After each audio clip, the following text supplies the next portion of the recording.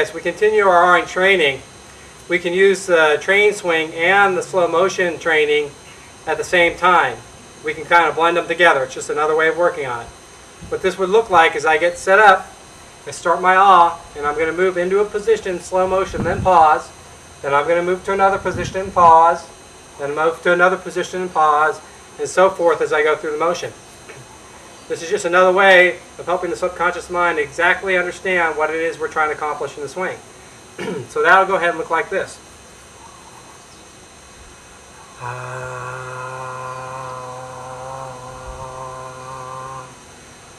So again, as you can see, I just try to move from position to position so that I can get the feel of how I awe, but also pausing in certain positions so I have sort of a benchmark of what that technique's going to look like so my subconscious mind can absorb it.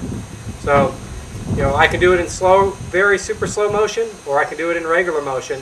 But the point is that I'm moving into that position and I'm pausing as I maintain the awe. I'm doing it without breaking the components down. I'm actually just moving into different stages of the swing so I can understand how everything's blended together instead of doing it component by component like I do in the training swing.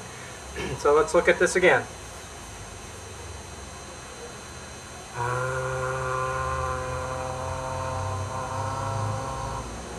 So again, I'm doing it in slow motion so I can get the feel and the awareness of what I need to have so I can truly understand this motion and my subconscious mind can gather all the data it needs to truly internalize it. Now, so we have awing with the training swing. We have awing in slow motion.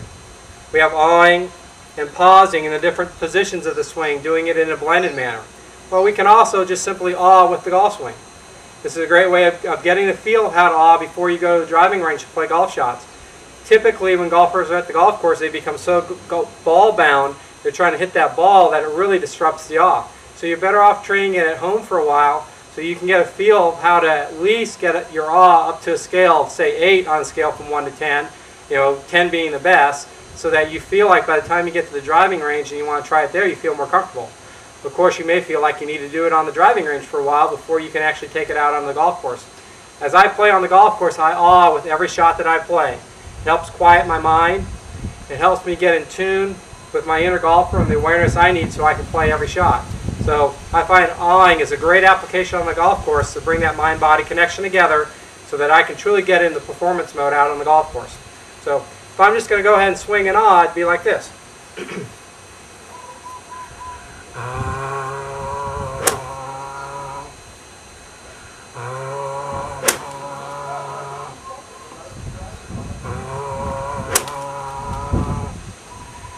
As you can see, I can swing at a relatively swift rate and still maintain a good awe. On the first swing, I actually had an inflection in the awe as I came through. My hip slid just a little bit on me compared to what it normally needs to do for it to clear properly for me, and there was a little bump in my awe down at the bottom. The next two swings, I really maintain that nice constant action, the one that produces the best awe, and you can see I have a pretty swift swing, but the awe still maintains relaxed. So that club head can be moving fast, it can be accelerating. However, the internal process for me, which comes from that awe and comes from that center rotation, is moving in a constant rhythm.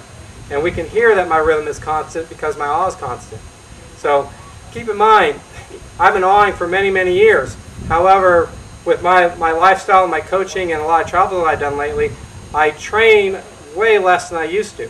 I used to train for about 8 hours a day. For 8 straight years, I played 1,500 balls a day on the driving range for 8 straight years. I did awing training for 2 hours every single day.